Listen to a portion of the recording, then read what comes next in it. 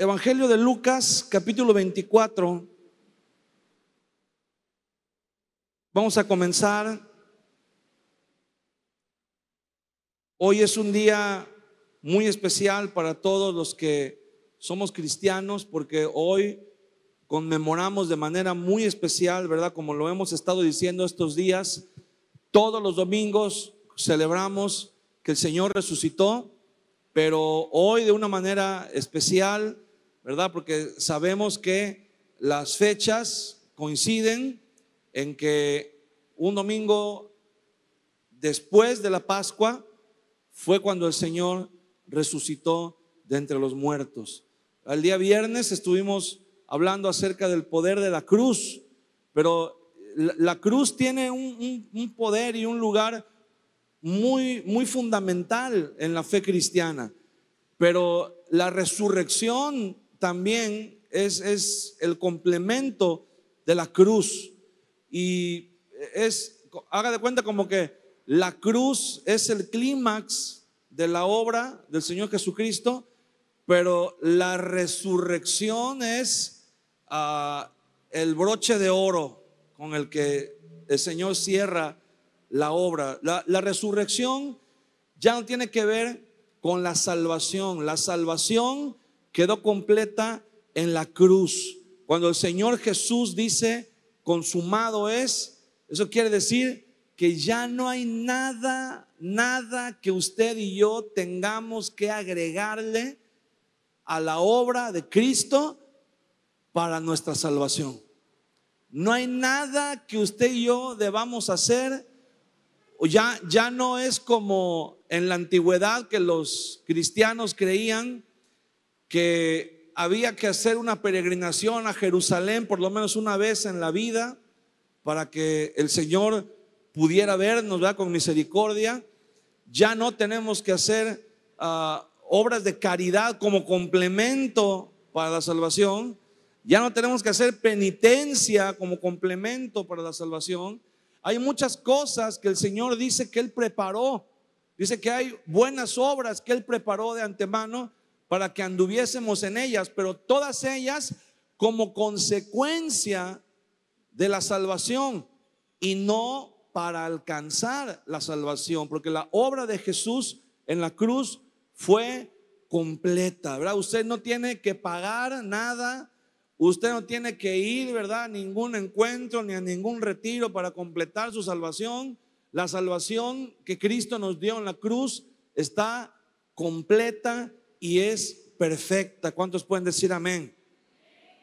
Todos tenemos garantizada, si hemos puesto nuestra fe en el Señor Jesucristo, todos tenemos ya nuestra salvación garantizada. Pero hay algo que tenemos que entender aún todavía por medio de la resurrección del Señor Jesucristo. Y en Lucas capítulo 24 vamos a leer el pasaje del versículo 1 en adelante. Dice: el primer día de la semana, muy de mañana, vinieron al sepulcro trayendo las especias aromáticas que habían preparado y algunas otras mujeres con ellas. Y hallaron removida la piedra del sepulcro, y entrando no hallaron el cuerpo del Señor Jesús. Aconteció que estando ellas perplejas por esto, he aquí se aparecieron junto a ellas dos varones con vestiduras resplandecientes, y como tuvieron temor, bajaron el rostro a tierra. Bajando el rostro a tierra les dijeron: ¿por qué buscáis entre los muertos al que vive? No está aquí, sino que ha resucitado. Acordaos de lo que os habló cuando aún estaba en Galilea, diciendo: es necesario que el Hijo del Hombre sea entregado en manos de hombres pecadores y que sea crucificado y resucite al tercer día. Entonces ellas se acordaron de sus palabras y volviendo del sepulcro dieron nuevas de todas estas cosas a los 11 y a todos los demás. Fíjese bien, el Señor había resucitado. Primer día de la semana, el día domingo, el Señor, cuando las mujeres llegaron al sepulcro, el Señor ya había resucitado. No encontraron el cuerpo, pero aquí hay algo muy importante que debemos entender. Los ángeles que aparecen ahí, dice que eran dos varones vestidos con vestiduras resplandecientes. Hicieron una pregunta: ¿por qué buscáis entre los muertos al que vive? Las mujeres, igual que los demás discípulos, habían estado con el Señor cuando el Señor les dijo, cuando el Señor les anunció que era necesario que padeciera. Les habló de la cruz, se despidió de ellos, les explicó de muchas maneras, pero la cruz era algo que en ese momento todavía ellos no estaban listos para asimilar, no estaban listos para digerir la cruz. Y el Señor lo sabía. El Señor no les reprocha, pero envía dos ángeles. Y cuando las mujeres, ¿cómo sabemos que no creían en la resurrección? La crucifixión del Señor Jesús, la muerte del Señor Jesús, había sido para ellos, para todos, no solamente para las mujeres, pero para todos, había sido un shock. Había producido un impacto tan fuerte en la mente de los discípulos que los discípulos de verdad creyeron que ese era el fin. Era tanto el impacto, fue tanto el dolor que causó en ellos la muerte del Señor Jesús, que si cuando el Señor les decía acerca de que iba a morir e iba a resucitar, no lo podían comprender, mucho menos ahora que el Señor ya había muerto, no podían acordarse, no había lugar en sus mentes, no tenía cabida en sus mentes el hecho de que el Señor Jesús les había dicho que iba a resucitar. Entonces los discípulos daban por hecho que el Señor había muerto y que se iba a quedar muerto. Tanto fue así que las mujeres, dice que prepararon ungüentos. Como no lo pudieron ungir al momento de meterlo en el sepulcro, prepararon ungüentos para cubrir el cuerpo una vez que estaba en el sepulcro. Y fueron muy de mañana al sepulcro. Cuando llegaron ahí, ellas, lo último que ellas hubieran esperado era encontrar la tumba vacía. Dice que encontraron, lo primero que vieron al llegar es que la guardia que había sido puesta en la tumba no estaba. Y después la piedra que había sido puesta sobre el sepulcro había sido removida.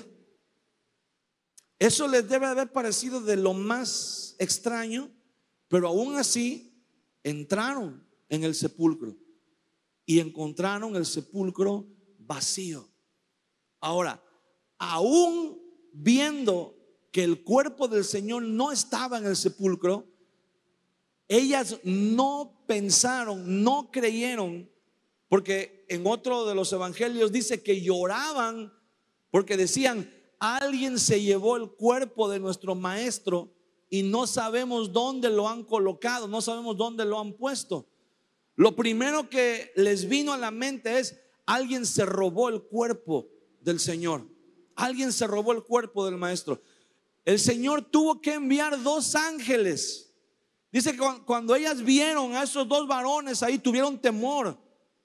Y los ángeles les hicieron la siguiente pregunta: ¿por qué buscan entre los muertos al que vive? Si las mujeres, al igual que los discípulos, no creían en la resurrección de los muertos, en la resurrección del Señor Jesús, iban a pasar muchos días, muchos días buscándole entre los muertos. Y sabe una cosa, después del encuentro con los ángeles, cuando las mujeres salen de ahí y van a dar aviso a los discípulos, después el Señor se aparece a ellas, se les manifiesta, y después a los discípulos. Y entonces los discípulos entienden. Pero si el Señor Jesús no se hubiera revelado, no hubiera manifestado su presencia, su ser a los discípulos después de la resurrección, los discípulos hubieran seguido buscándolo entre los muertos. Hay una película que ya tiene algunos años que salió, no es nueva, se llama la resurrección de Cristo, algo así, no me acuerdo si se llama la resurrección o la resurrección de Cristo, que habla acerca está interesante, no es nada de lo que dice la Biblia, pero plantea un asunto interesante. Después de que los discípulos anuncian que el Señor había resucitado, hay un soldado romano que se niega rotundamente a creer que Jesús haya resucitado y comienza a hacer una investigación y dice: quiero que examinen todos. Hace una investigación en general, pero hay un momento de la película donde él habla con sus hombres, con sus soldados, y les dice: quiero que examinen y busquen cada cadáver que haya en esta ciudad de 3 días para acá. Y comienzan a buscar en todos los lugares donde arrojaban los cadáveres, comienzan a buscar en todos los sepulcros, comienzan a buscar en las fosas comunes, todos los cuerpos de los muertos que habían sido arrojados ahí, y ninguno coincide con la descripción de Jesús.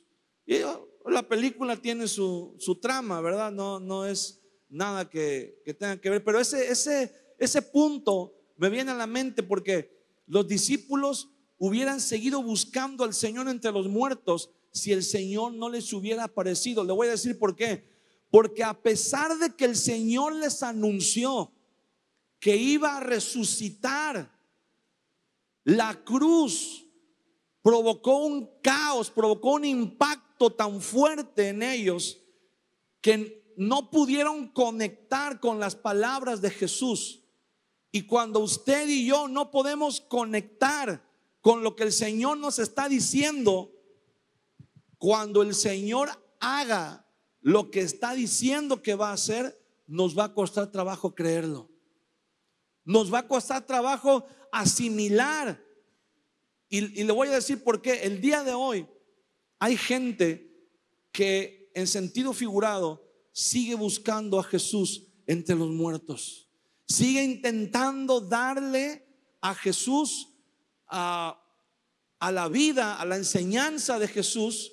Siguen intentando darle algún sentido filosófico, siguen intentando compararlo con algunos sabios de la antigüedad, con algunos filósofos, con algunos líderes o guías espirituales, porque no alcanzan a entender que Jesús fue más que un guía espiritual, fue más que un líder religioso. Jesús es el Hijo de Dios. Amén. Él es el Hijo de Dios. Cuando Pedro dice, Jesús pregunta: ¿quién dicen los hombres que soy? Y los discípulos dicen: bueno, pues algunos dicen que eres Elías, otros dicen que eres Jeremías, otros dicen que eres alguno de los profetas. Hay quienes incluso creen que eres Juan, que ha resucitado de los muertos, Juan el Bautista. Y Jesús les dice a los discípulos: ¿y ustedes quién dicen que soy? Y Pedro hace la declaración, ¿verdad? Le dice: yo creo que tú eres el Cristo, el Hijo del Dios viviente. Y Jesús le dice: bienaventurado eres, Simón, hijo de Jonás, porque no te lo reveló carne ni sangre, sino mi Padre que está en los cielos. Mi Padre que está en los cielos. Y entonces, cuando Jesús hace esta declaración, Jesús está diciendo la confesión de Pedro, porque después Jesús le dice: y de cierto te digo que tú eres Pedro, y sobre esta roca voy a edificar mi iglesia. Pero la roca de la que el Señor hablaba no era Pedro. Se necesita mucha imaginación para creer que el Señor estaba hablando de Pedro. La roca no es Pedro, es la declaración de Pedro de que Jesús es el Cristo, el Hijo del Dios viviente. Entonces, cuando Jesús hace esta declaración, los discípulos no alcanzan a entender lo que el Señor les está diciendo. Les está diciendo: yo soy más que un simple maestro, yo soy más que un ser humano, yo soy más que un líder político, que un líder religioso. Yo soy el Cristo, el Hijo del Dios viviente. Y aunque Pedro recibió la revelación, pero volvemos al punto anterior, la muerte del Señor Jesús los destruyó, los dejó incapacitados para volver a creer. Y cuando el Señor se manifiesta a ellos, dice la Biblia, se les apareció con pruebas indubitables, o sea, pruebas que no dejaban lugar a dudas de que Él había resucitado. Y después de que tienen un encuentro con el Señor resucitado, ellos dedican su vida entera a predicar las buenas nuevas del Señor Jesús, a predicar al Cristo resucitado. Y la resurrección, hermano, tiene una importancia muy grande en la vida del creyente, en la vida del cristiano. ¿Por qué? Porque de igual manera, así como los discípulos, habemos muchos cristianos que nos cuesta trabajo entender la resurrección. ¿Por qué el Señor tenía que resucitar? ¿Por qué tenía que morir y luego resucitar? ¿No era lo mismo si se quedaba vivo? Bueno, ya vimos que no, porque Él tenía que morir como ofrenda, como expiación por los pecados. Pero después resucitó, y resucitó con un propósito. Dice el apóstol Pablo, quiero que leamos Filipenses capítulo 3.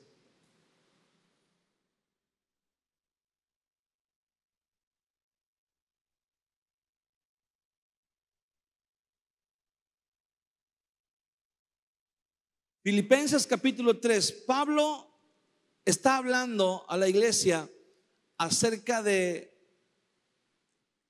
qué es a lo que verdaderamente tenemos que darle valor en nuestra vida.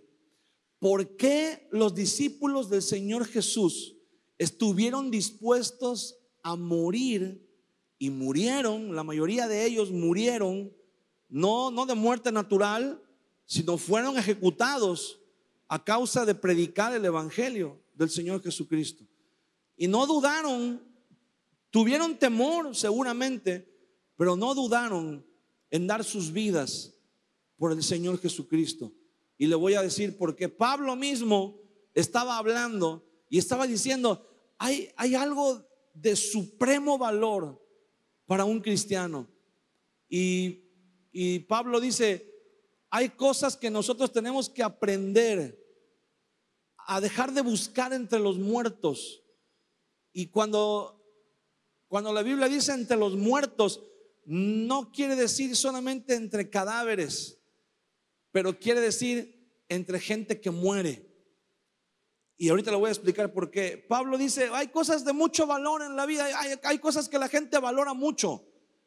Y Pablo dice: hace un tiempo yo valoraba por sobre todas las cosas mi justicia, mi vida de acuerdo a la ley de Moisés. O sea, de acuerdo a la ley de Moisés, Pablo era un hombre, podríamos decirlo así, ¿verdad? Sin temor a equivocarnos, perfecto. No había en él, no había nadie que pudiera señalarlo y decirle: Pablo, te equivocaste en esto. No había nadie, dice que él era irreprensible. No había nadie que pudiera decirle, Pablo, no cumpliste este mandamiento o quebrantaste este mandamiento. No. Y eso era motivo para Pablo de mucha, era algo que él atesoraba, que él valoraba, porque él creía, al igual que todos los judíos, ¿verdad? Él creía que al llegar a la vida eterna, que al llegar al cielo, el Señor iba a decir, Pablo, tú eres uno de los pocos, uno de los que son contados, que cumplieron con toda la ley al pie de la letra. Pablo, mira, tú no puedes estar donde están todos los demás. Pasa, tú vas a estar en un lugar especial. Es más, lo que tú quieras, ¿verdad? Vamos a estar aquí en un trato muy especial para ti en la eternidad. Eso es lo que Pablo creía.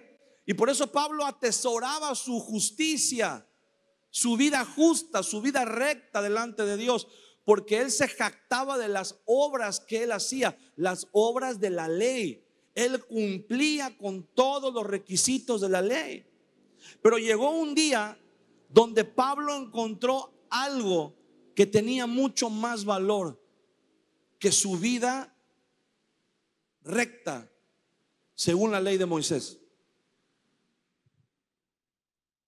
Dice en el versículo 7, Filipenses 3:7, pero cuantas cosas eran para mí ganancia, está hablando de las obras de la ley, de su vida perfecta, las he estimado como pérdida por amor de Cristo.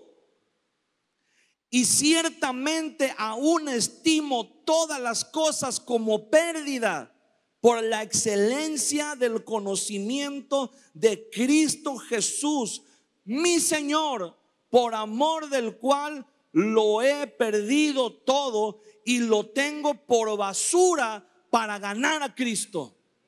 Dice Pablo, todas las obras buenas que hice en cuanto a la ley, todo lo que desde que nací, dice Pablo, me circuncidaron al 8º día, fui a Jerusalén cada año, hice los rituales, celebré las fiestas, guardé los días santos, nunca comí nada que la ley de Moisés decía que no podíamos comer, nunca fui a ningún lugar que la ley de Moisés decía que no podíamos ir, nunca pronuncié una palabra que la ley de Moisés dijera que no podíamos pronunciar. Dice Pablo, viví una vida de rectitud según la ley de Moisés. Y eso era lo más valioso para mí. Pero ahora, dice Pablo, para mí eso es basura. La palabra que aquí se tradujo como basura es la palabra estiércol. Eso es para mí, dice Pablo, la vida. Eso es para mí, dice Pablo, el tratar de agradarle a Dios por mis propias fuerzas, por mis propios méritos. Continúa el versículo 9, dice, y ser hallado en Él, o sea en Cristo, no teniendo mi propia justicia que es por la ley, sino la que es por la fe de Cristo, la justicia que es de Dios por la fe.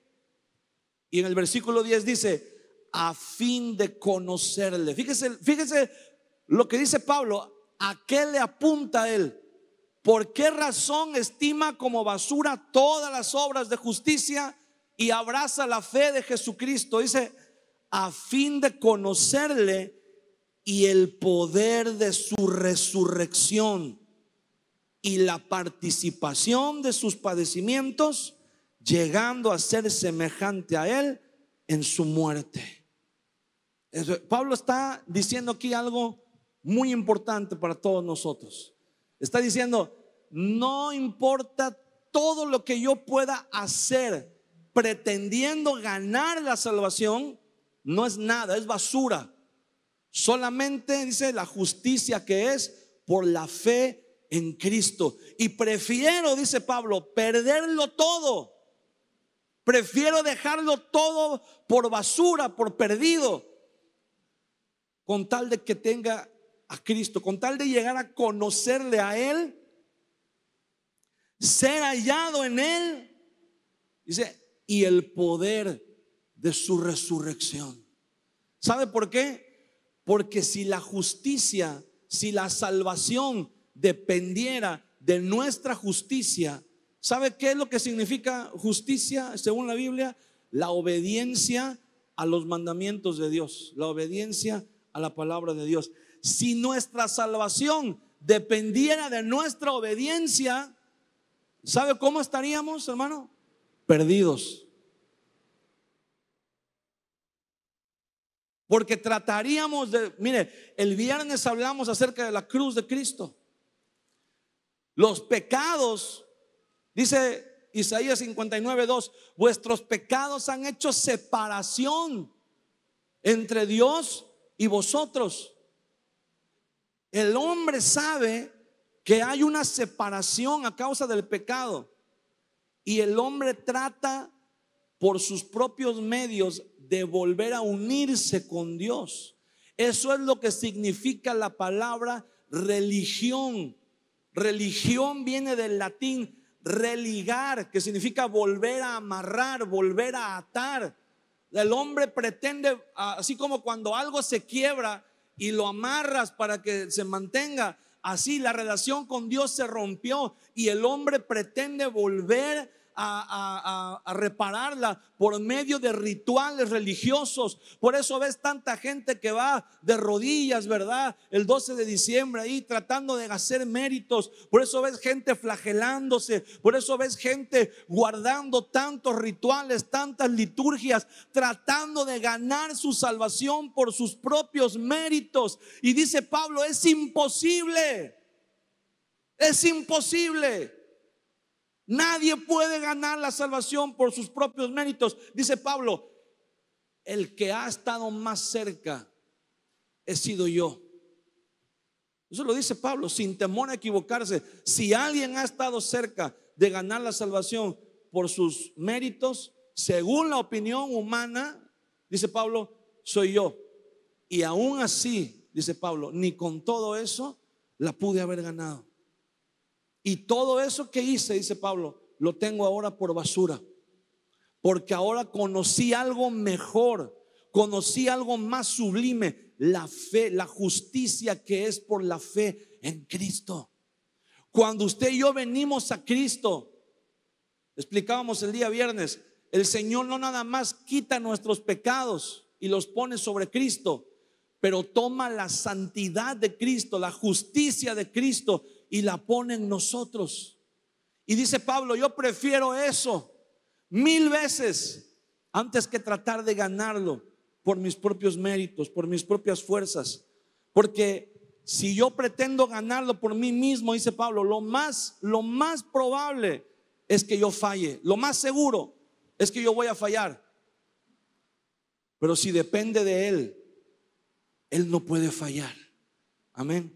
Si nuestra salvación depende, Charles Spurgeon, un predicador muy famoso de Inglaterra del siglo antepasado, dijo una frase muy célebre.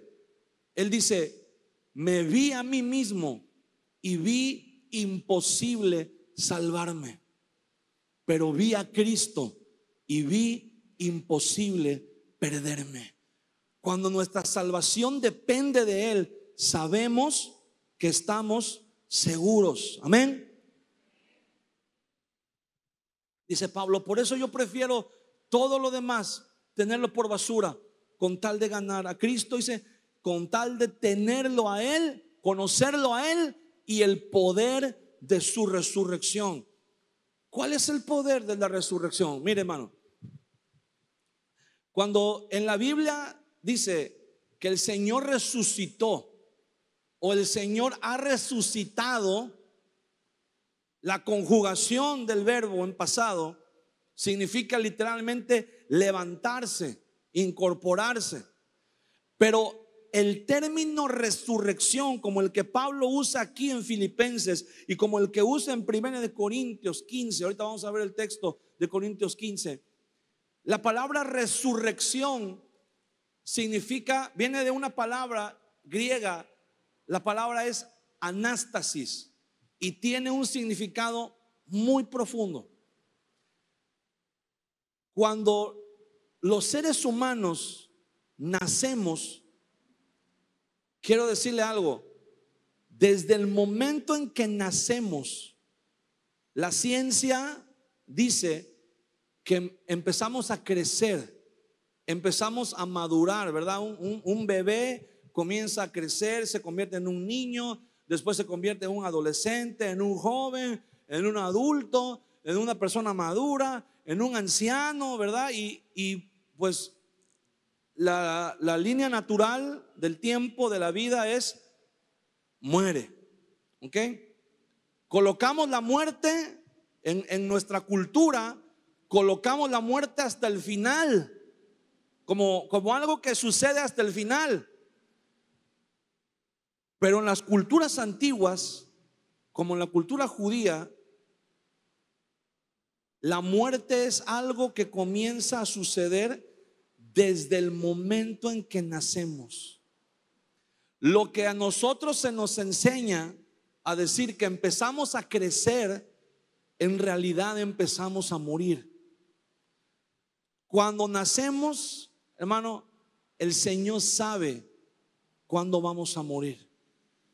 Hay una cuenta, estamos en una cuenta regresiva que nadie la puede detener. Ningún ser humano la puede detener. Nadie puede, hermano, aunque sea el hombre más rico del mundo, nadie puede agregarle a su vida ni un solo minuto, ni un solo segundo. No vamos a vivir un segundo más de lo que el Señor ha establecido que vivamos.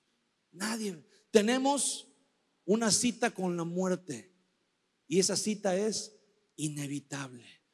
Todos vamos a morir un día. Pero lo más sorprendente de todo es que todos estamos muriendo. Cada día morimos un poco más. Cada día nos acercamos más al día de nuestra muerte. Y entonces cada día vamos muriendo. Estamos, desde que nacemos, células en nuestro cuerpo comienzan a morir. Todos los días millones de células en nuestro cuerpo mueren y son reemplazadas por otras células que van naciendo. Y con el paso del tiempo van siendo, ¿verdad?, más las que mueren que las que nacen, y por eso vamos envejeciendo. Morimos, irremediablemente morimos. La resurrección, ¿por qué la resurrección de Cristo es tan importante? Decíamos hace unos días atrás, nadie ha resucitado más que Cristo. Por eso dice Apocalipsis capítulo 1 versículo 5, dice que Él es el soberano de los reyes de la tierra, el testigo fiel, el primogénito de los muertos. La palabra primogénito de los muertos significa que Él es el primero que ha regresado de la muerte, ¿no? Él es el primero en resucitar. Vimos hace unos días el caso, mencionamos 3 personas en el Nuevo Testamento a las que se les menciona que resucitaron. El hijo de una mujer viuda en una aldea llamada Naín. Dice que el Señor pasaba por ahí y venía un cortejo fúnebre y el Señor hizo que el muchacho que había muerto se levantara y viviera nuevamente. Después tenemos a la hija de Jairo, que ya había muerto y volvió a la vida. Y después tenemos tal vez el que es el caso más famoso de todos, que es Lázaro, que también después de haber estado en el sepulcro salió y volvió a la vida. Bueno, la palabra correcta para ellos no es resurrección. Ellos no resucitaron, ellos fueron restaurados a la vida. Le voy a decir por qué. Porque la palabra resurrección lleva implícito la palabra anástasis, que se traduce como resurrección en la Biblia, significa literalmente la interrupción del proceso de muerte. en una persona. Todos estamos muriendo. Desde el momento en que nacemos empezamos a morir y un día morimos. Y si no tenemos a Cristo, la persona muere y se queda muerta hasta el día del juicio del trono blanco. Pero la persona que tiene a Cristo, la Biblia dice que hay una promesa en la Biblia, que vamos, así como Cristo resucitó, nosotros también vamos a resucitar. Quiero que me acompañen en Primera de Corintios, primera carta del apóstol Pablo a los Corintios, capítulo 15.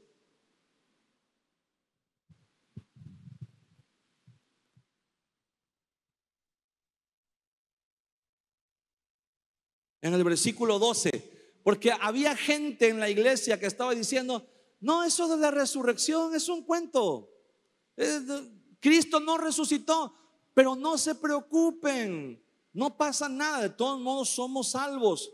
Vamos a morir, nos vamos a ir con el Señor. O sea, ya somos salvos. Pero eso de la resurrección, ya dijeron, ya es un extra que los discípulos inventaron para consolarnos de que vamos a volver a vivir. Pero no es cierto. Pero de todos modos ya somos salvos, ¿no?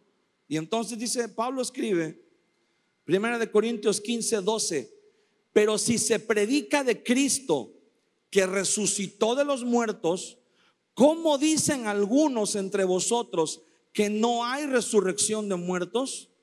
Porque si no hay resurrección de muertos, tampoco Cristo resucitó. Y si Cristo no resucitó, dice, fíjese lo que dice Pablo aquí. Pablo habla desde el supuesto de que no hay resurrección. Y si no hay resurrección, dice, pues Cristo tampoco resucitó.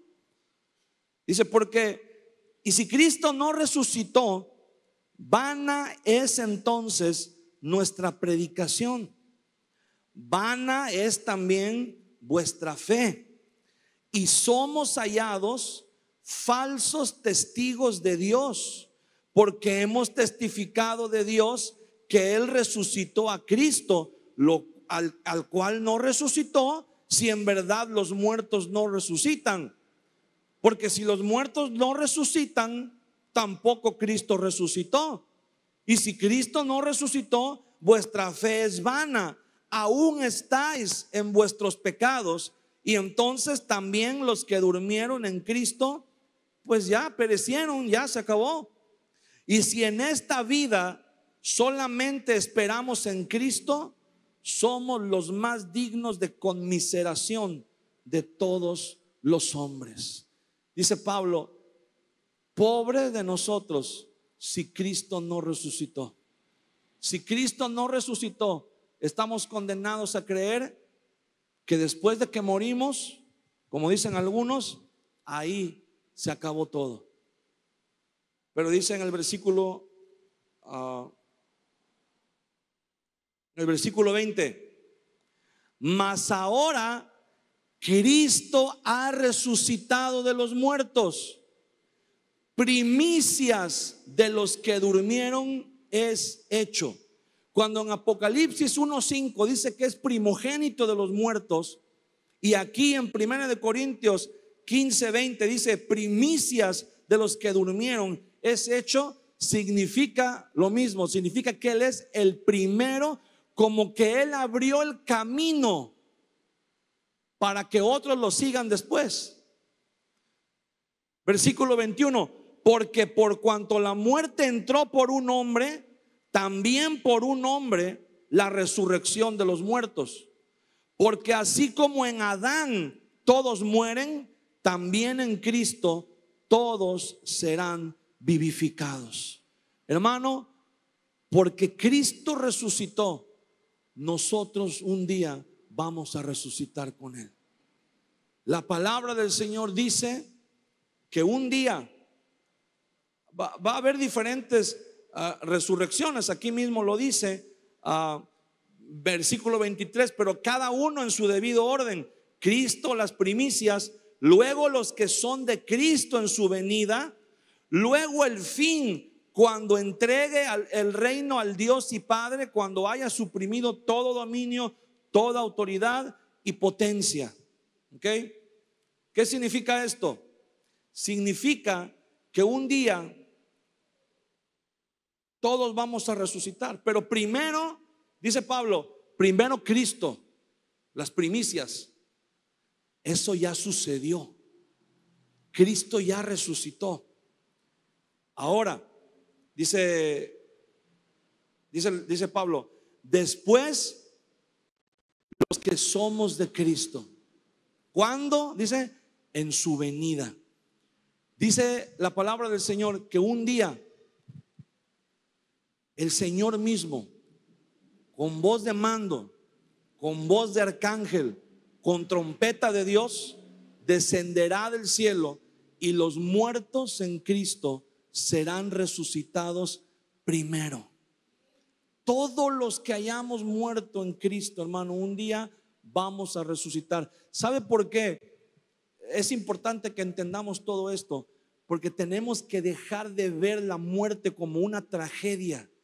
La muerte de un cristiano no es una tragedia. Claro que sí, es algo que provoca tristeza, que provoca dolor. Como carne nos dolemos cuando alguien fallece, cuando un hermano muere, y más si es alguien cercano, si es un familiar. Por supuesto que es normal que nos duela, pero tenemos un consuelo mayor. Por eso tenemos que darle la vuelta a la mentalidad de que la muerte es el fin. ¿Por qué sufrimos tanto cuando alguien muere? ¿Por qué sufrimos tanto cuando alguien parte con el Señor? Porque estamos pensando de manera egoísta. Estamos pensando en que queremos tenerlo con nosotros.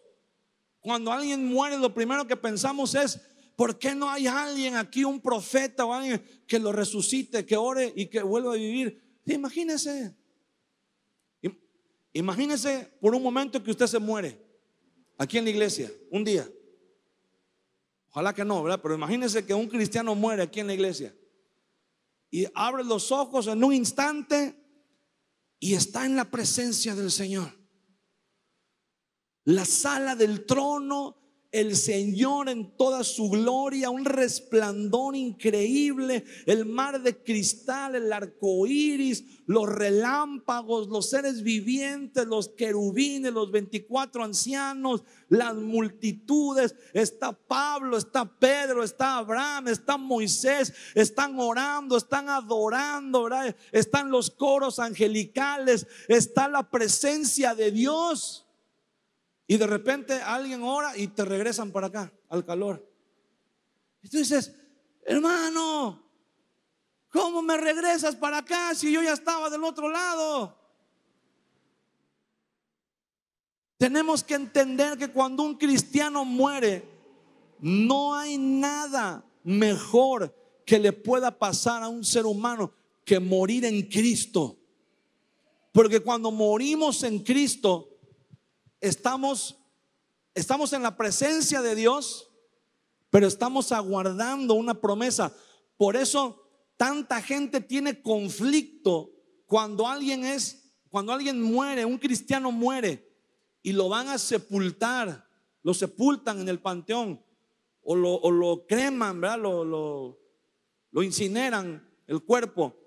Y mucha gente tiene conflicto porque dice: pero sienten como que se están deshaciendo del cuerpo, sienten como que lo están abandonando. Quiero decirte algo, la Biblia dice, el mismo apóstol Pablo, aquí mismo, lee todo el capítulo 15 de 1 de Corintios, dice: es necesario que esto mortal se vista de inmortalidad, porque la carne y la sangre no pueden heredar el reino de Dios.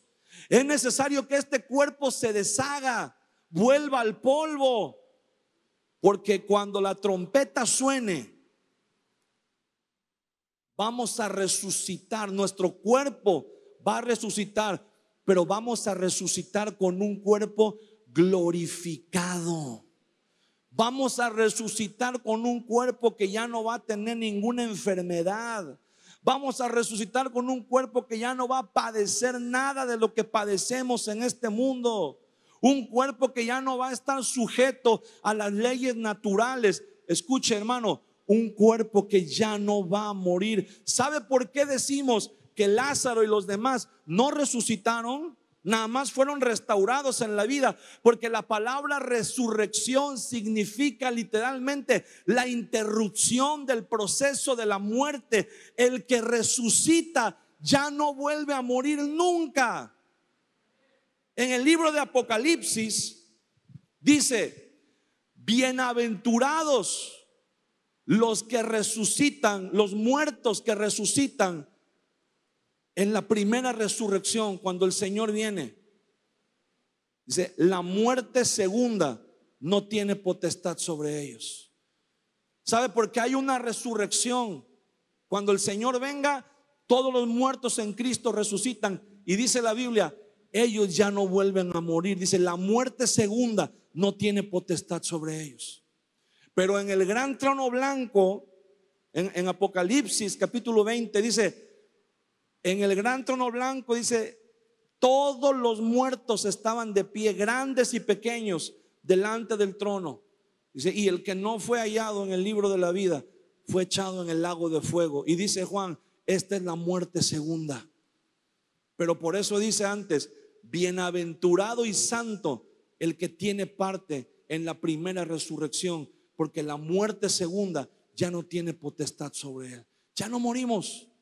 Hay gente que dice: es que en el trono blanco vamos a ser juzgados. Yo he tenido debates con cristianos que tienen 20, 30 años de cristianos y siguen creyendo que vamos a ser juzgados en el trono blanco. ¿Cómo vamos a ser juzgados si nuestros pecados ya fueron juzgados en la cruz? Por eso somos salvos. El juicio del trono blanco no es para los que murieron en Cristo, es para los que murieron sin Cristo. Los que morimos en Cristo, cuando llegue el juicio del trono blanco, ya vamos a estar resucitados. Y ya no, la muerte segunda ya no es para nosotros. Dice la palabra del Señor: ¿de dónde cree la mayoría de las leyes, la mayoría de las constituciones de los países modernos fueron tomadas? Las leyes fueron tomadas de la Biblia. Hay un principio universal en la impartición de justicia y está en la Constitución. Nadie puede ser juzgado dos veces por el mismo delito. ¿Sabe de dónde sacaron eso? De la Biblia. No podemos ser juzgados dos veces. Ya si usted está en Cristo, sus pecados ya fueron juzgados en Cristo, en la cruz del Calvario. Y dice la Biblia que ya Dios los echó en lo más profundo del mar y no se vuelve a acordar de ellos. Tu esposa se puede volver a acordar de tus pecados y te puede reprochar. Tus papás, tus hijos se pueden acordar de tus pecados. La gente que está a tu alrededor, tu familia se puede acordar de tus pecados y te pueden fastidiar, ¿verdad? Te los pueden echar en cara, te pueden decir: acuérdate que hiciste esto, acuérdate que hiciste el otro, acuérdate que eras. ¿Por qué los cristianos somos tan criticados y tan odiados? Porque venimos a la iglesia y la gente dice: ay, sí, mira, ¿no? Qué bueno, ya hizo y deshizo y todo lo que quieras, y ahora ya está en la iglesia y ya todo quedó perdonado, ¿verdad? Ah, sí, qué bien, ¿no? Qué casualidad. Pues sí, gracias a Dios. Todo, ¿verdad? Lo que pudimos haber hecho, la gente se puede acordar, y eso es para la gente, tiene una importancia. Pero el que verdaderamente importa ya no se acuerda. Ya no se acuerda. El Señor declara por medio del profeta Jeremías y dice: como está lejos el oriente del poniente, así hiciste alejar nuestros pecados de nosotros. ¿Por qué no dice así como está de lejos el norte del sur? ¿Sabe por qué? Porque ya en tiempos modernos los científicos descubrieron que se puede medir la distancia que hay entre el polo norte y el polo sur de la Tierra, pero no se puede medir la distancia que hay entre el este y el oeste, porque la Tierra está constantemente girando y no hay un punto fijo de referencia. Por tanto, no se puede saber exactamente la distancia que hay. Y el profeta Jeremías dice: así como está lejos el oriente del poniente, hiciste alejar nuestros pecados de nosotros. ¿Se da cuenta cómo la Biblia declara que nuestros pecados han sido olvidados completamente por Dios? Por eso no podemos volver a ser juzgados por los mismos pecados, porque delante de Dios ya no están, ya no existen. Fueron limpiados por la sangre de Cristo en la cruz del Calvario. La gente se puede acordar, ¿y qué? ¿Qué importa? Pero el que verdaderamente importa, ese ya no se acuerda. Para él ya no existen esos pecados. Amén. Por eso es importante que usted y yo entendamos. Quiero pedirle que se ponga de pie conmigo un momento.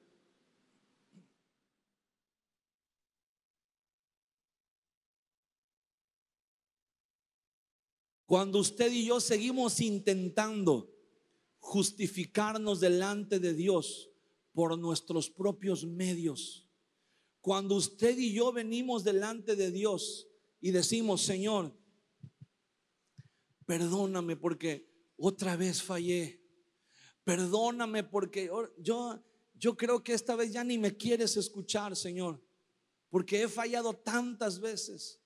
Señor, es que los pecados que cometí son tan graves hace tiempo que todavía no sé si ya me perdonaste.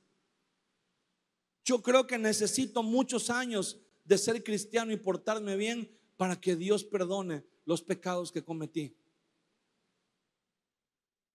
Si los ángeles pudieran venir el día de hoy, nos dirían lo mismo que le dijeron, nos preguntarían lo mismo que le preguntaron a las mujeres en el sepulcro: ¿por qué siguen buscando entre los muertos al que vive? ¿Por qué siguen buscando en ustedes mismos la respuesta? ¿Por qué siguen buscando en ustedes mismos la solución, la justificación, cuando el único que puede justificarnos y darnos vida eterna es el que resucitó de los muertos? Es el que se levantó de la tumba. Jesús se levantó de la tumba para levantar una bandera, para decirnos: aquí está el camino. Esto es lo que va a suceder con todos los que mueran en mí a partir de ahora. Hermano, cuando la muerte viene por nosotros, y estamos hablando en sentido figurado, porque la muerte no es alguien, la muerte no es un personaje, la muerte es algo que pasa, algo que sucede. Cuando la muerte viene a nuestras vidas, cuando la muerte viene a nosotros, que es algo inevitable, no debemos tener miedo a la muerte. Ojo, no tenerle miedo a la muerte y querer morirse son dos cosas diferentes. Nosotros no debemos tener temor de la muerte. ¿Qué es lo que puede hacer el hombre? Por eso dice la palabra, decir: el Señor es mi ayudador, no temeré lo que pueda hacerme el hombre. ¿Qué es lo que puede hacer el hombre? Si alguien viene y dice: te voy a matar, ¿me vas a matar? No, hombre, ¿cómo crees? Tú no me puedes matar, nadie me puede matar, tengo vida eterna. ¿Puedes destruir mi cuerpo? Sí. Tal vez tengas ese poder. Tal vez tienes el poder de pegarme 2 balazos o un par de machetazos y acabar con mi cuerpo, pero matarme no puedes. Necesitarías matar a Cristo para poder matarme a mí. Necesitarías volver a meter a Cristo en el sepulcro y retenerlo ahí. Y la Biblia dice que la muerte no lo pudo retener. Por lo tanto, hermano, nadie nos puede matar. Tal vez se pueda destruir nuestro cuerpo, pero matarnos en realidad, nadie puede matarnos. Tenemos vida eterna, vamos a vivir para siempre en la presencia del Señor. Y esa es la verdadera vida. Eso es lo que verdaderamente cuenta. Mientras estamos en este mundo, mientras estamos en esta vida, por supuesto que es algo bueno, por algo Dios nos la dio, para que disfrutemos lo que tenemos, para que disfrutemos a nuestra familia, para que disfrutemos todas las cosas que nos gustan, ¿verdad? La ropa, la comida, los viajes, los lugares, todo lo que podemos, gracias a Dios, alcanzar a tener. Pero no nos obsesionemos con esta vida, porque no podemos hacer nada para retenerla. La vida se nos está yendo en cada respiro, en cada latido del corazón. Se nos está yendo y no podemos hacer nada. Lo único, lo correcto que podemos hacer es ocupar el tiempo que nos queda para conocerle más a Él, para conocerle más, para aprender más, para deleitarnos en Él. Porque si aprendemos a deleitarnos en Él en esta vida, vamos a disfrutar mucho la eternidad. Pero si a estas alturas todavía nos aburren 40 minutos, 50 minutos de estar en la iglesia, de estar en un culto, hermano, ¿qué nos espera en la eternidad? Vamos a estar una eternidad en la presencia del Señor. Tenemos que estar preparados. Tenemos que aprender a deleitarnos en Él. Puedes cerrar tus ojos un momento en esta tarde y levantar tus manos y decirle: Señor, gracias por la resurrección. Gracias porque por tu llaga, Señor, tú nos has sanado. Has sanado esa herida llamada muerte espiritual. Has cerrado la distancia que había entre tú y nosotros. Gracias porque por medio de la cruz y por medio de la resurrección, Señor, nos has dado salvación, pero también nos has dado vida eterna en ti, Jesús. Gracias porque creemos que así como tú resucitaste, un día todos vamos a resucitar, Señor. Gracias, Señor. Gracias por ser nuestro Rey. Gracias por ser nuestro Mesías. Gracias por poner tu vida, Señor, en expiación por la vida de todos nosotros. Gracias, alabamos y bendecimos tu nombre, Señor Jesús. Amén.